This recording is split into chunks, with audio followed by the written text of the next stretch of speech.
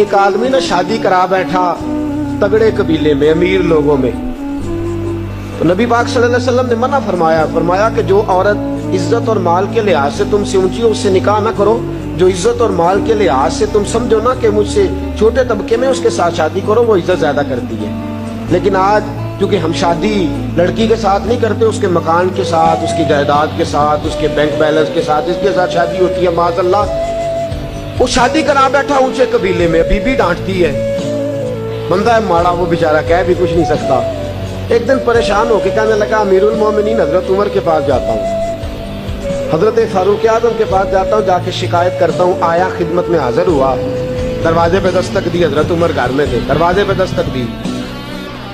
حضرت عمر اندر سے اٹھے، دیواریں تھی گھر کی چھوٹی چھوٹی، باہر سارا کچھ سن رہا ہے، اندر سے اٹھے تو آپ کی زوجہ کہنے لگی بس ٹھیک ہے، آ گیا پھر کوئی آپ کو بلا لے، آپ گھر میں نہ ٹکیے گا، ساری رات نقاب پہن کے مدینے کی گلیاں میں گھوما کرو، اور دن چڑھے تو آپ کو گھر میں رہنے کوئی نہیں دیتا۔ آپ نے تو بالکل گھر کا خیال کرنا ہی چھوڑ دیا ہے۔ مجھے تو سمجھ نہیں آتی کہ ساری ذمہ داریاں مجھ پہ ڈال دی ہیں، کچھ خیال ہونا چاہیے، کچھ آپ کو احساس ہونا چاہیے۔ حضرت عمر چپ کر کے سن رہے ہیں، اب وہ بھی بندہ باہر کھڑا سن رہا ہے، کافی دیر گزر گئی تو حضرت عمر کہنے لگے اگر تیری بات ختم ہو گئی ہے تو میں جاؤں؟ کہنے لگے جی میں نے کیا کر لینا، جائیں، آپ نے جانا ہی جانا ہے۔ حضرت عمر ہنسے، باہر آ گئے، باہر آ کے اس کو کہنے لگے کیا بات ہے ابھی تیری، کیا مسئلہ ہے، کس لیے آیا ہے؟ تو وہ ہنسنے لگا، کہنے لگا حضور میں آپ کو کیا مسئلہ بتاؤں، میری اتنی ڈاڈی نہیں جتنی آپ کی ہے، میں تو آیا تھا اس غرض سے کہ اپنا دکھڑا سناؤں گا، تو آپ تو زیادہ دکھی ہیں مجھ سے، وہ جو کام اندر ہو رہا تھا وہ میں معذرت سے سن بیٹھا ہوں چونکہ کھڑا دروازے پہ تھا، تو حضور میں جس مقصد کے لیے آیا تھا مجھے تو اپنی بھول گئی ہے، مجھے تو آپ سے ہمدردی ہو گئی ہے۔ حضرت فاروق اعظم مسکرائے اور جو جملہ ارشاد فرمایا وہ بڑا قیمتی، آپ نے فرمایا اللہ کے بندے میں ساری رات باہر گزار دیتا ہوں، سارا دن رسول اللہ کی امت کی دیکھ بھال کرتا ہوں، میرے بچے پیدا کرتی ہے،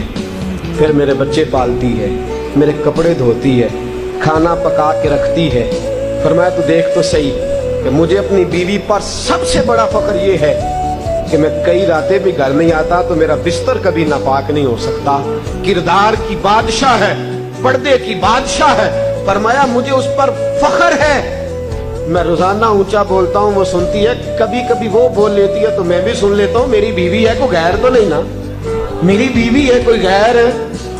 روز میں اونچا بولتا ہوں تو سنتی ہے، تو کبھی کبھی سن لینا چاہیے۔ کب؟ کبھی کبھی سن، لڑائی نہیں ہوگی انشاءاللہ۔ اگر آپ کبھی کبھی سننے کا پروگرام بنائیں گے نا تو لڑائی، میرا عورتوں کا مشورہ ہے کہ جب خامد جلال میں ہو تو چپ کر جائیں۔ ہمارے استاد گرامی ہمیں ایک چٹکلا سنایا کرتے تھے، کہتے تھے ایک بی بی کسی بزرگ کے پاس گئی، کہنے لگی حضرت جی خامد بڑی لڑائی کرتا ہے، جب آتا ہے گھر میں فساد شروع ہو جاتا ہے، کوئی تعویذ دے دے۔ تو انہوں نے ایک تعویذ اس کو بنا کے دیا، کہنے لگے جب وہ گھر آئے تو دانتوں کے نیچے دبا لینا، دانتوں کے نیچے دبا کے رکھنا، کھولنا نہیں۔ ایک مہینے کے بعد آئی، کہنے لگی حضور آپ کے تعویذ میں بڑا کمال ہے، میرے گھر کی تو لڑائی ختم ہو گئی۔ کہنے لگے تعویذ کا کمال نہیں، میں نے تیری زبان ہی بند کر دی ہے،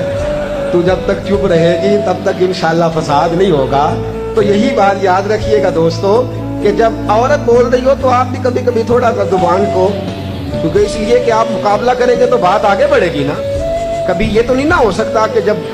مقابلے کے فریق ہوں، مقابلے کے، ہن لباس لکم وانتم لباس لہم، وہ تیرا لباس ہے تو ان کا جب مقابلہ ہوگا تو کون اپنی بات سے پیچھے ہٹے گا؟ کرنے کا کام یہ ہے کہ جب بیوی کبھی جلال میں آ جائے، کبھی غصے میں آ جائے، اور اگر آپ یہ سمجھے کہ ٹھیک غصے میں ہے،